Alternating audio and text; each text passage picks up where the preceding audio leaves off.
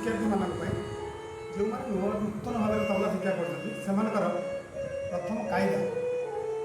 जहाँ बजारे हाथ पूर्ण भाव एवं शब्द बुझे कायदा है